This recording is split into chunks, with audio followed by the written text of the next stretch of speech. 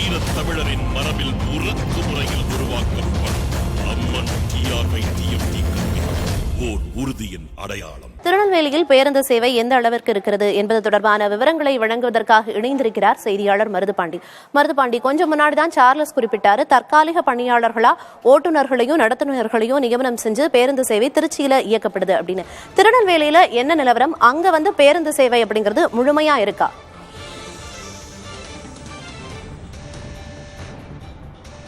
திருநெல்வேலி மண்டலத்தை பொறுத்தவரை தென்காசி, தூத்துக்குடி மற்றும் கன்னியாகுமரி ஆகிய 4 மாவட்டங்களை உள்ளடக்கிய இந்த திருநெல்வேலி மாவட்டத்தை பொறுத்தவரை சுமார் 1661 பேருந்துகள் என்பது இயக்கப்படுகிறது.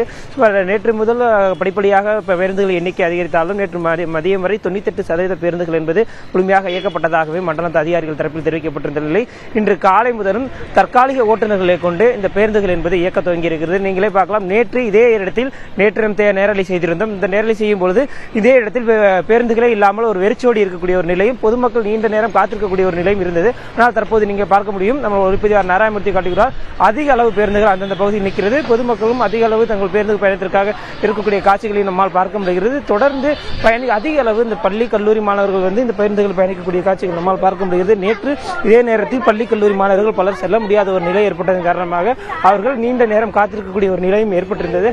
ஆனால் இன்று அதற்காக கூடுதலாக பேருந்துகள் இயக்கப்பட்டதன் காரணமாக பள்ளி கல்லூரி மாணவர்கள் இந்த பேருந்துகள் இருக்கக்கூடிய காட்சிகளை நம்மால் பார்க்க முடிகிறது. இதை தவிர மாவட்டம் முழுவதும் மாவட்டத்தில் புறநகர் மற்றும் மாநகர் பகுதி இணைக்கக்கூடிய பகுதியில் மட்டும் 900க்கும் மேற்பட்ட பேருந்துகள் என்பது இயக்கப்படுகிறது.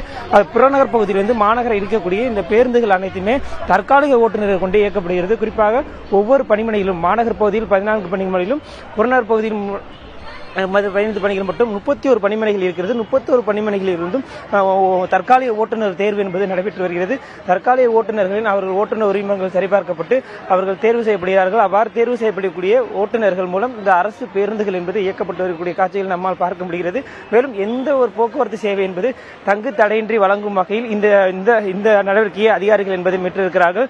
இப்படிதான் தற்போது இருக்கக்கூடியது நெல்லை சந்திப்பு பகுதியில் இருக்கக்கூடிய இந்த பேருந்து நிலையத்தில் இருக்கிறோம். இந்த பேருந்து நிலையத்தில் தற்போது முழுமையாக பயணிகள் வந்து செல்லும் வகையில் அந்த ஏற்பாடுகள் என்பது முழுமையாக செய்யப்பட்டிருக்கிறது.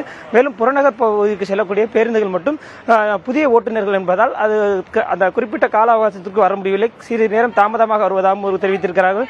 மேலும் இந்த பயணி எம்மோட இருக்கலாம், கேட்கலாம், எந்த ஊர்ல இருந்து வந்திருக்கீங்க, எங்க போறதுக்காக காத்திருக்கீங்க? பஸ்ஸுக்கு போறதுக்கு வந்திருக்கேன்.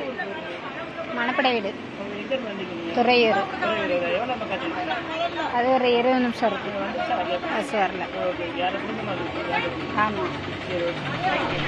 நீங்களே கேட்டிருக்கலாம். அதாவது இந்த போது நேற்று நம்ம குறிப்பிட்டோம், திருநெல்வேலியே கொஞ்சம் குறைஞ்ச அளவிலேயே பேருந்து இயக்கப்பட்டுச்சு அப்படின்னா, ஆனா இன்னைக்கு பள்ளி மாணவர்களும் அங்க இருக்கக்கூடிய பொதுமக்களும் எந்த சிரமமுமே இல்லாம பேருந்துல பயணம் செய்யற காட்சிகளையும் பதிவு பண்ணீங்க. விவரங்களுக்கு நன்றி. நம் வீரத் தமிழரின் மரபில் உறக்கு முறையில் உருவாக்கப்படும் அம்மன் TRY-TFT ஓர் உறுதியின் அடையாளம்.